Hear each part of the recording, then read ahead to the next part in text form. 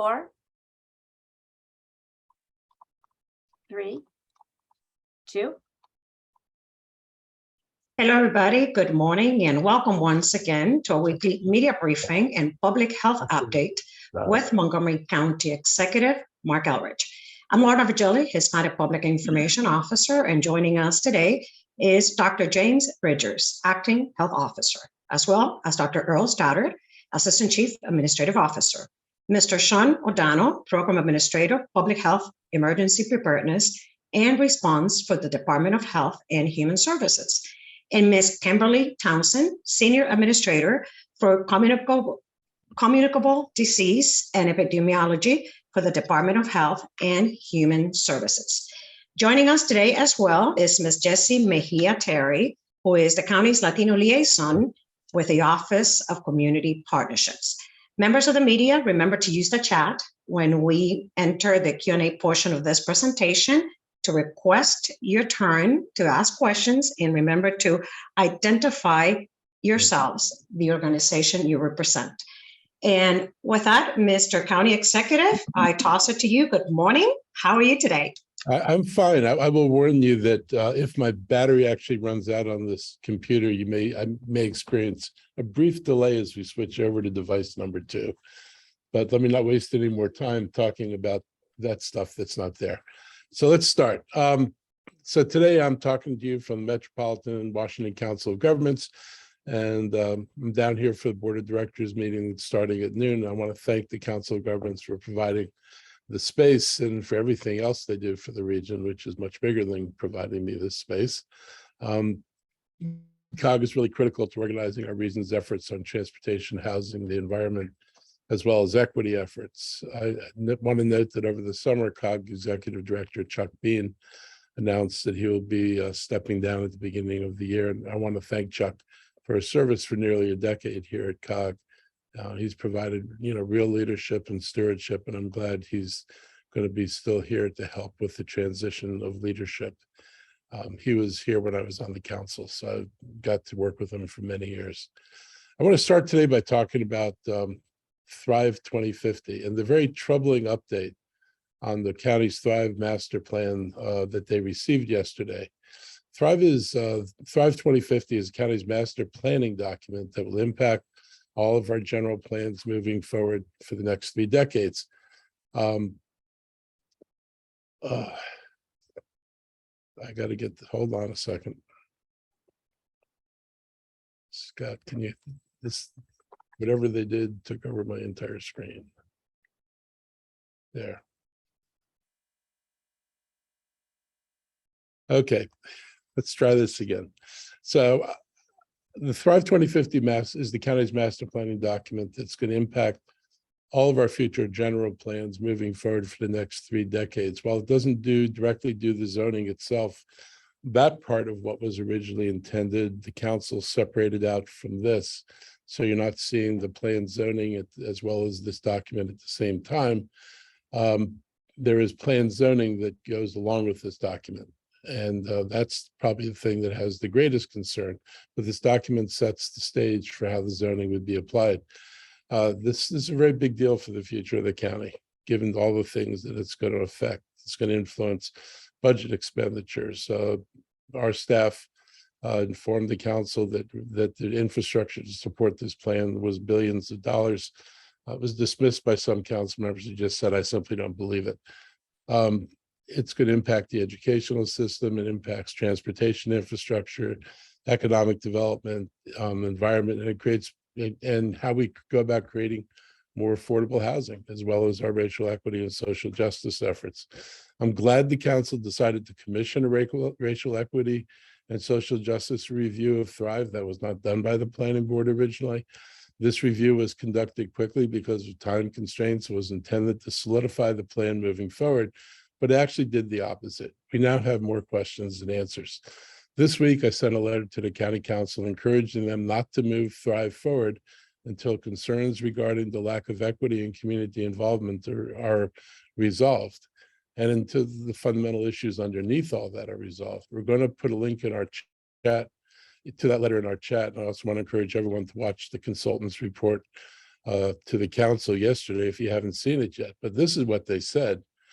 First, they said, generally, we found a lukewarm reaction to Thrive's policy amongst our target demographic. And this was largely the minority community in the county.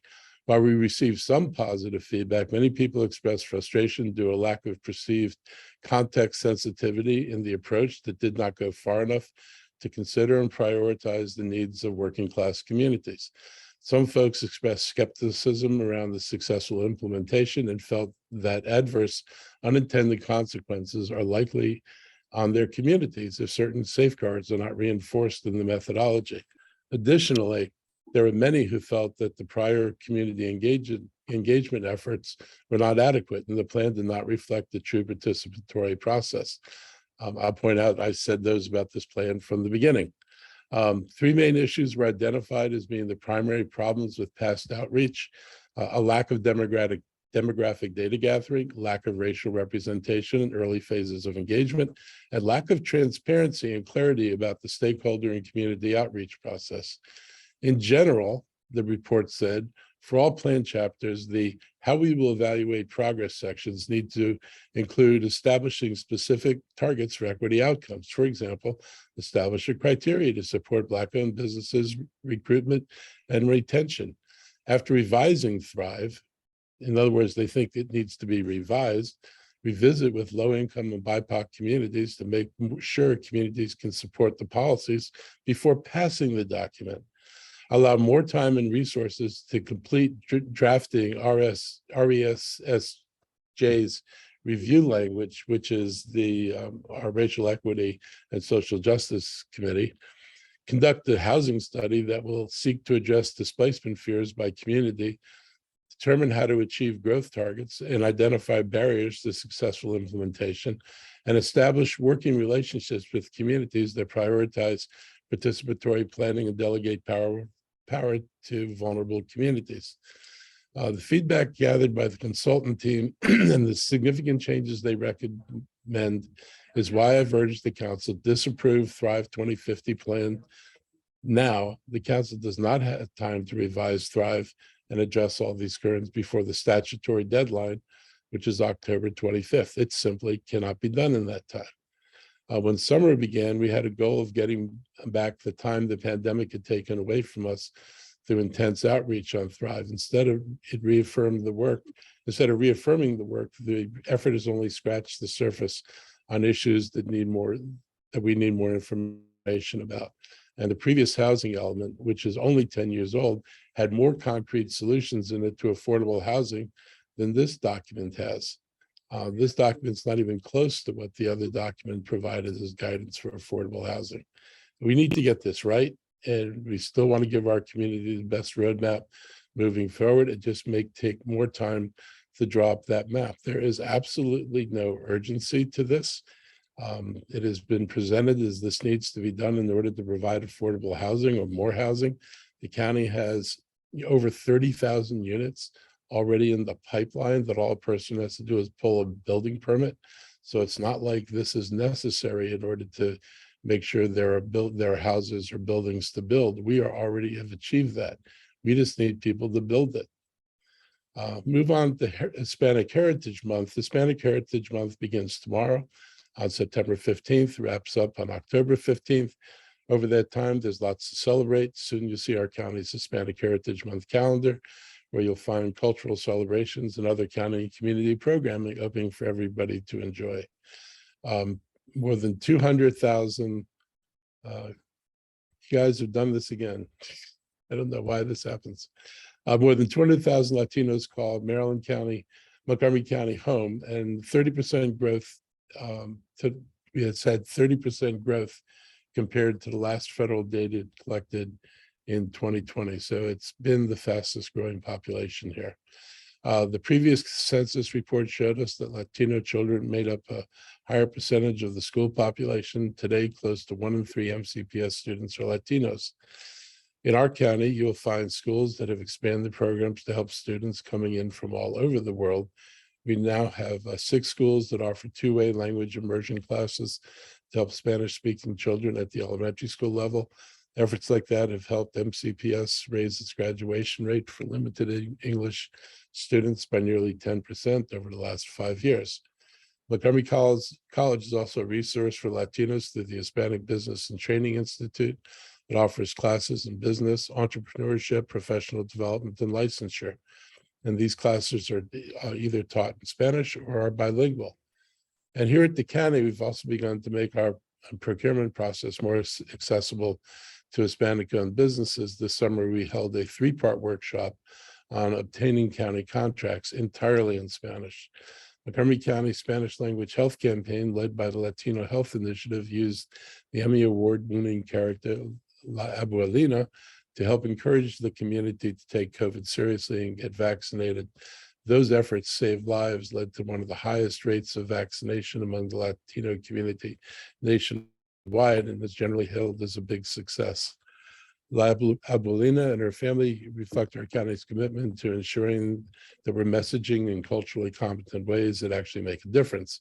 And as a government, we're evolving beyond just providing Spanish information in Spanish, but connecting directly with these communities, with government employees, and with community partners who are part of their communities.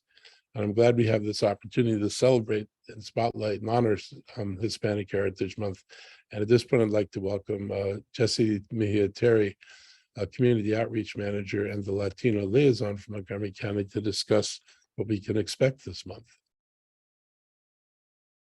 Good morning. Thank you, Mr. County Executive. Jessie Mejia-Terry, Latino Community Liaison. Wanted to go over some of the Hispanic Heritage Month county programming. This year, it is a robust mix of cultural, artistic, educational, and fun programming that marks a month of heritage commemorations and celebrations in Montgomery County. Libraries across the county will be hosting story times and other fun activities for readers of all ages. Our plazas and parks will be hosting cultural and artistic events, free and open to the public. Montgomery College will feature diverse and wide-ranging educational and social gatherings for more in-depth historical and literature discussions. The county has produced a Hispanic Heritage Month 2022 calendar. It features the now renowned Abuelina and her family, who's been helping us reach Latino families across the county over the past 2 years with health information. I am going to share the screen now just to show a little bit of the calendar and its look. You will see this posted on platforms and shared widely beginning tomorrow. And Abuelina and her family. And you will see that the calendar will be divided by regions. So activities going on in Mid-County, Silver Spring, Up County, Bethesda, Rockville, and including a section for Montgomery College and the programming that they have set up for this month. So you will see this, we will be sharing this very widely. And so you'll be seeing it for the rest of the month. I will stop sharing at this point. And the calendar will be available in English and Spanish. You will see the programming, like I mentioned, by county region, including highlighting Montgomery College's events for their different campuses. Regarding the county executive's highlights for the Heritage Month, the county executive will be highlighting the Heritage Month through a series of business and economic development spotlights on the growing Latino small business community, addressing the community through the county's Spanish language radio show Montgomery Al Dia, and concluding the Heritage Month joining a cultural celebration at the Marion Fryer Wheaton Town Plaza on October 15th. During the month, the county executive will be visiting with several Latino-owned businesses across the county to highlight the contributions of this sector to the local economy and learn more about the growth opportunities that can be generated through his administration. 4 tour visits beginning this Friday, September 16th, and continuing on September 23rd, September 27th, and October 7th will highlight the several businesses across the different regions. The executive will also be hosting Latino entrepreneurs on October 14th to continue the dialogue begun in June with that 3-part workshop that was held entirely in Spanish to facilitate and enhance the county's procurement process for all growing small businesses. Regarding his visit at Montgomery Al Dia, the radio show, on Tuesday, September 27th at 2 p.m., the county executive will be a special guest at the county Spanish language radio show with its guest host, Lorna Virgili, here today, focusing on his business and economic development agenda spotlights for the Heritage Month. He'll be promoting the different county programming offered through the Heritage Month for the public and inviting everyone to join him for the closing community cultural event on Saturday, October 15th. This cultural community celebration on the 15th will be taking place also at the Marion Friartown Wheaton Town Plaza. It'll be the concluding event of a 4-part series called Dance for Life, Latin American Culture Through Music. Dance for Life will be a family-oriented series of events focused on diverse cultures, rhythms, and dances of Latin America and the Caribbean. Beginning Saturday, September 24th, the series will be every consecutive Saturday after that. So September 24th, Saturday, October 1st, October 8th, and concluding on October 15th. These will all be 5 p.m. to 8 p.m. All events will include live music, free dance lessons, and dance competition featuring some of our county's high school competitors. We will be extending the invitation to everyone. And that is the report on the county's Hispanic Heritage Month celebrations. Thank you, Ms. Mejia Terry. Mr. County Executive, Public Health Update. Thank you. And thank you, Jesse, for the report, and look forward to seeing a lot of you this month as we go around the county doing these activities. I want to talk next about our very successful opening yesterday of an affordable housing project in the city of Rockville. We had the opportunity to celebrate the reopening of an apartment complex in Rockville that highlights what we can do as a county in working with our partners to help protect tenants from displacement while protecting, preserving, and producing dedicated affordable housing. Parkside Landing is a beautiful and affordable rental community near Dogwood Park in Rockville. It's walking distance from the downtown area and close to the metro station. This complex could have been the latest older community turned into market rate apartments with sky-high rents. To put this in context, in the year 2000, this county had 45,000 naturally occurring affordable housing units. By 2020, that number is down to about 22,000, and Park and Planning is projecting by 2030 we'll lose another 11,000. So we're on a trajectory to see existing affordable housing evaporate, and this is a great example of our ability to step in and prevent at least one chunk of it from going away. We worked with property owners. We worked with the city of Rockville and the Rockville Housing Group, which does amazing work and is very committed to preservation. And instead of losing this, we provided about a little over $5 million for the project, along with other funders, the city of Rockville, Maryland Department of Housing and Community Development, and even HUD. Rockville Housing Enterprises used the financing package to preserve 118 affordable units and produce 59 additional affordable units. And with this project, we protected the affordable housing already in place and also created new affordable units for renters in a location that suits many of their needs and is actually ideally located, being not only close to parks, but close to public transportation and services. This fiscal year, we've put $140 million earmarked for affordable housing, the most we've ever done. 100 million of that's going to be used for capital lending. This is 2.5 times the amount spent in previous budgets. 2.5 times the amount spent in previous budgets. So I want to make sure everybody understands that. $100 million of county financing can produce or preserve up to 2,000 dedicated affordable housing units. We've already dedicated at least 40 million of that capital lending to preserve the affordability of up to 700 units facing increasing rent pressures like properties near transit and the forthcoming purple line. Failing to focus on affordable housing is going to lead to loss of our workforce.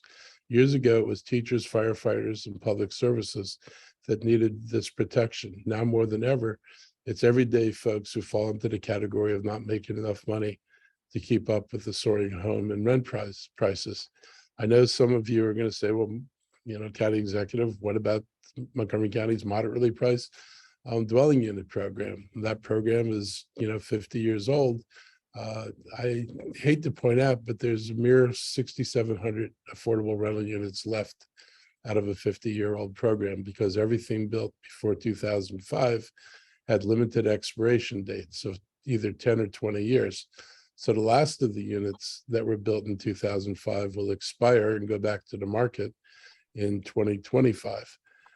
So the existing program doesn't work. When that program was created, this phrase, teachers, firefighters, and police officers, was seen as the people in the county workforce who needed help with affordable housing. This is a very different county than it was. And around 1970, the census shows that Montgomery County was about 95% white and 5% everybody else. And income skewed much more toward the middle.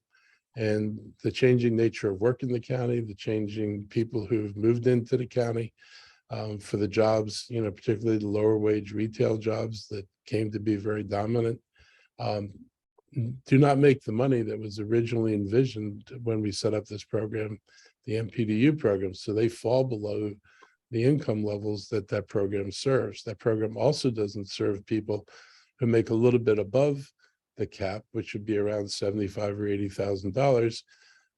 It doesn't serve them, and yet folks making $85,000 could not find an affordable apartment in Bethesda to rent in the new buildings that have been built. So we really need to think about who we serve and how our programs haven't changed over time to match the changing demographic. And failing to deal with this is really going to have serious consequences. One of them is the loss of a workforce who can't afford to live here.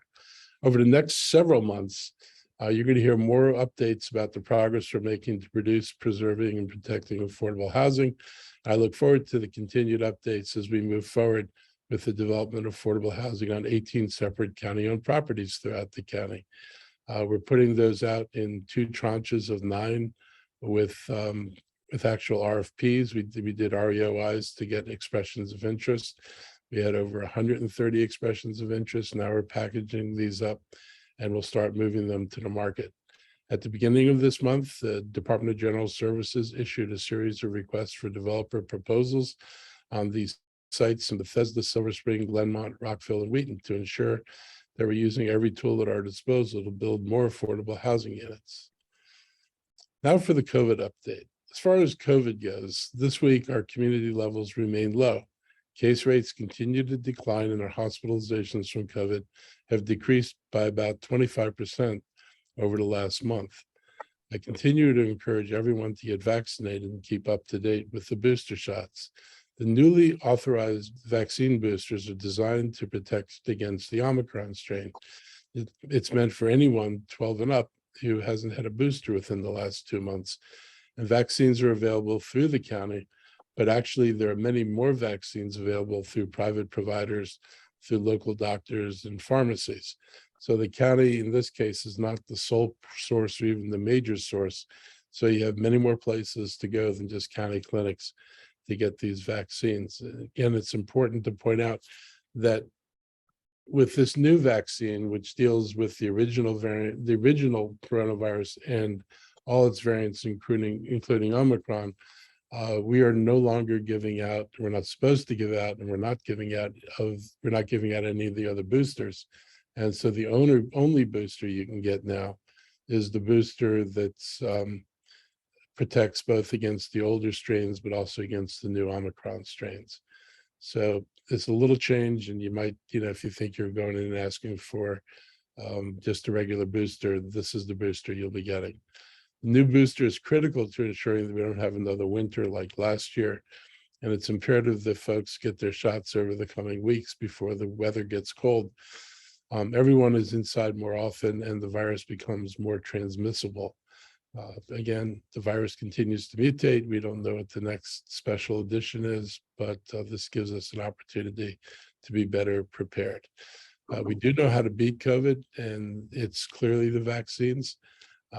There's still a myth that out there that getting a vaccine doesn't matter because you can get sick anyway. That is way oversimplifying what the difference is. It's what the data shows. And there's a story, yesterday that if one gets COVID and they're unvaccinated, their likelihood of winding up in a hospital is 10 times that of a vaccinated person. Also, an unvaccinated person, the average age was, I think, in the 50s, whereas the average age for somebody who was vaccinated was in the 70s. And that's because people in their 70s are increasingly vulnerable from other health issues, which makes, COVID just one more thing that many people are dealing with that puts their health at greater risk. So there are real reasons to get vaccinated, and they appear, you can find the data, we keep putting it out. This makes a difference and it will save lives. And that's probably been the most important part of the mission we've been on through these 2.5 long years, is making sure that COVID does as little damage in our community as possible. We can't turn our back on the virus, and every time we do, it reappears anyway. So keep that in mind. I'm going to turn this over now to our health experts, Sean O'Donnell and Kimberly Townsend, for our COVID and our monkeypox updates for this week. Thank you very much, Mr. County Executive.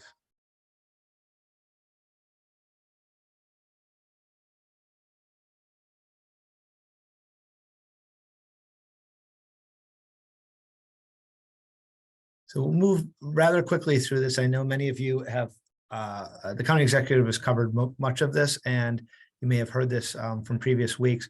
Just reminding folks that the new bivalent boosters are available at a number of pharmacies, urgent care centers, other clinics throughout the county.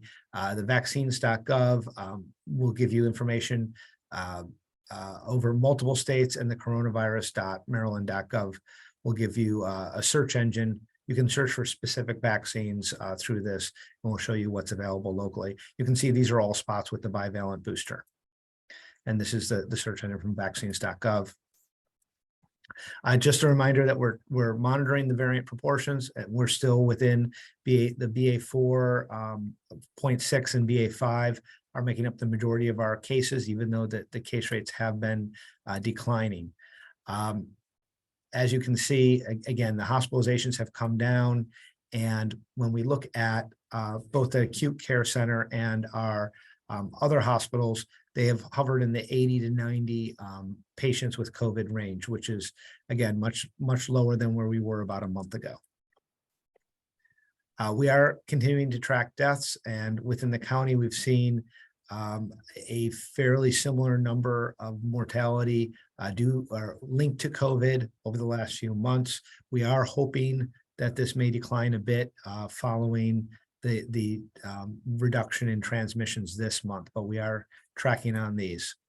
To put those numbers that the county executive shared, put them out in front of you. This is and the link to more information. This is the CDC's publication in JAMA, where they did look at more than 250 hospitals, and they found that not only are unvaccinated adults 10.5 times more likely to be hospitalized than those with boosters, but even those with only their primary series are 2.5 times more likely to be hospitalized than those with boosters, which is why, again, we're emphasizing the boosters. At this point, I'd like to invite my colleague, Ms. Kimberly Townsend, to talk a little bit about the MPOX cases nationally and in our county. Thank you, Sean. Not too much new information to add. As you can see, we have, as of the 12th of September, 571 cases of MPX in the state of Maryland.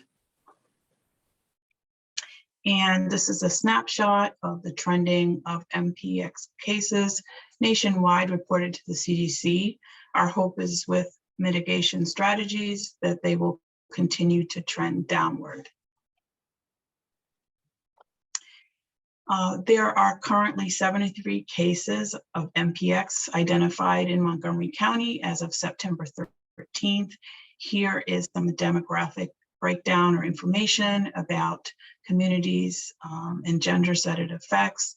You can see here the communities that are affected here are Black, African American, and Hispanic or Latino. We have vaccinated 1,594 county residents, and this includes first and second doses. Residents may have received vaccination here in our county or in other jurisdictions. Please note that 27% of the vaccines that Maryland has received are from Montgomery County Department of Health and Human Services. We also have some demographics here from Montgomery County DHHS related to gender and other areas. And again, you'll see the communities affected here that have come in for vaccination are Hispanic or Latino and white non-Hispanic populations. So just a quick pre-registration update. We have 1,000 new appointments for this week. All people on the pre-registration list that are currently eligible for Jynneos vaccine for MPX have been sent an invitation for an appointment. Maryland Department of Health has a pre-registration website as well, and we are communicating with them to ensure that we are able to serve everyone that's eligible for a vaccine as soon as possible. And finally, for those that come in for MPX vaccination at the Dennis Avenue Health Center are being provided with wraparound services such as COVID booster information and sexual health screenings. And finally, we did hold the second town hall in our series of town halls related to MPX on Monday evening, which generated wonderful information sharing and discussion. Thank you. Thank you very much. Dr. Stoddard, Dr. Bridgers, do you have remarks? Nothing for me today. No, we can open it for Q&A. All right, let's get started. Hello, Kate Ryan, WTOP, you're first. Good afternoon. Good afternoon. We're still morning though, so I'll go with that. Yeah, still morning. Real quick question on health officer for the county executive. I think it was Dr. Kroll yesterday made mention of it during the county council meeting, that we're weeks away from an interview. How soon before we might have that filled? And a quick question on schools and gun presentations. The superintendent mentioned that she will be holding a series of meetings at schools on gun violence. Will you be attending any of those? I haven't talked to Dr. McKnight about, when she's going to be doing meetings in schools, but I'm more than happy to accompany her if she wishes that. This is, the school system, so we try not to tread into things, their territory on things, but I do, I'm perfectly open to, joining her because I think this is really important and something we need kids to take seriously. As far as the health officer goes, I'm interviewing somebody in short order, like really soon. And depending how the interview goes and if we make an offer and if the person is interested in taking it, and we assume they're interested because they're getting interviewed, this could come to an end sooner than later. Thank you. Thank you, Kate. Members of the media, please use the chat to place a request to ask questions. As of now, I do not see any more members of the media requesting to ask questions. I'll wait a second or two.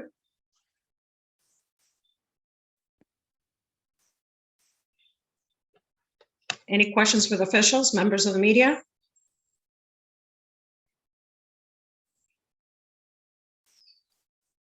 Could I ask a follow-up then? Go ahead, Kate. Sure. On the health officer, the expected salary would be in the, is it the $250,000 range? I don't know the number. Dr. Starr, do you remember what the number was for that? So, Kate, it'll vary depending on the qualifications of the individual. It could go as high as 250. That has been historically something where the medical doctors who have the joint appointment.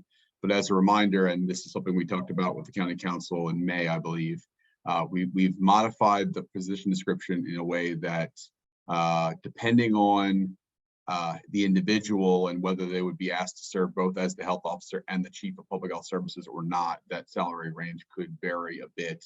We increased the flexibility to give us a greater pool of applicants, recognizing that while we'd like to have a medical doctor, we also recognize that, for example, Dr. Bridges has done a great job as acting and could, serve in part of that role as well. So I think we're looking at options, and the salary would be requisite with the responsibilities and experience of the individual involved. Got it. And this is open to anyone. The monkeypox town hall. What were the most of the concerns that you heard? What were there common thread questions, concerns among people who participated? Dr. Bridgers, would you like to take that one since you sure, were sure. participating, even though it was in Spanish language? You knew what was going on. So absolutely. Thank you for that question. Kate and Jesse was participated in the town hall as well, providing translation and responding to Q&A. But for all the monkeypox, MPX, or now the naming convention may change to MPOX, as Mr. O'Donnell indicated, to reduce stigma. A lot of questions are and continue to be about access, what to do if I've been a close contact, how can I get vaccines? We have numbers, we have our communicable disease number to assist with not only the pre-vaccination survey, but also questions regarding access. What if I don't have health insurance? And so we have a system in place regarding those who are insured and uninsured, because we want to make sure that all are vaccinated and we have a fair and equitable access. A lot of questions about what should I do when I travel, or if I travel, close contact, if I touch, if I touch doorknobs, et cetera. So some of the public health messages that we continue to feel are central to that. Jesse, if you want to add to anything else that I've said, but I think that pretty much covers it. A lot of questions. We will be having follow-up town halls with as Ms. Townsend indicated in her update regarding the data and the data points and the concerns in both our racial and ethnic communities. We want to make sure that the messaging is targeted for greater outreach and access by those communities where we see higher case counts. Our case count numbers are different for our Latinx population versus what the state is tracking for higher case counts for our African-American community. And then we want to have a general conversation with the public. Education and outreach, as Ms. Townsend indicated, regarding sexual health is part of that communication in these town halls that we are hosting. Also wraparound services, other services that we provide within the Department of Health and Human Services. So those were many of the questions and continue to be many of the questions as we move forward in our MPX Town Hall series. Thank you very much. Can I circle back for one last question to the county exec? Go ahead, Kate. Thank you. I did want to ask you, Mr. Elrich, do you feel that and this is switching back to the presentations that are going to be made to schools about gun violence and the impact of it, and students have seen that at Magruder, for example, most grievously. Are you, do you have confidence that these presentations themselves can really help make a difference in reaching young people about how dangerous firearms can be? I'm not sure that's how I'd look at the question, because I think they know how dangerous they are, because they're obviously, those who've used them intend to do great harm. So that's a problem. I think we just have not talked about enough. I mean, it's one thing for talking heads, in the news, or somebody to write a story about how horrible it is, but I don't think that, we've done enough communicating with children about like where this all leads. I don't think we understand fully why children are making choices to go down that path when, you and I would think it's pretty clear what the consequences are of traveling in that direction, but it's not, I don't think it's clear that either people understand the consequences or they feel that they have choices that they could make that would be any better. And, there's lots of stuff being written about this and what is going on. And I think any opportunity we have to sit down and have a serious discussion is a good one. And, I guarantee you it will not just be limited to guns, because you've got to understand what makes a person feel like they want to pick up the gun. It's not like the gun's sitting there and automatically gets used. Person has to get in the state of mind where they think this is what they want to use the gun. And those are the discussions I think are the most important part of any discussion, is trying to unpack how things have gotten to the point they are and what people are thinking about when they make a decision like that. Got it. Thank you very much. I actually would like to add a little bit to that. So the county executive is reimagining student safety and wellness task force has been working on things that go beyond just thinking about gun violence. You think about restorative justice. One of the core lessons of restorative justice that MCPS has embraced is this alternate dispute resolution. What we're seeing in our communities is that young people, because of the increased access they have to firearms, are often resorting to firearms to solve problems. We see that not just in our school environments, we see that in our communities, and we've invested a significant amount of resources, up till this point and increasingly over the summer in our Summer of Peace activities aimed at addressing the mental and behavioral health issues that we see in our schools, in our community with young people. That investment expands too, and we appreciate the support that the county council has provided on the school wellness programs and aimed at increasing social workers and mental health there. But obviously, this is an issue nationwide that we continue to have to address, given the proliferation of firearms, the inappropriate proliferation of firearms, I might say. And it's just there's a nexus point where students and young people have to have an alternate way of solving their disputes with one another besides resorting to firearms. Thank you very much. Thank you, Kate. I do not see any more requests for questions from members of the media. Going once, going twice. I guess that's it for today. Thank you, everybody, for joining us. Thank you to the participants, and thank you for watching. We'll see you next week. Have a great afternoon, everyone. Stay safe. Thank you.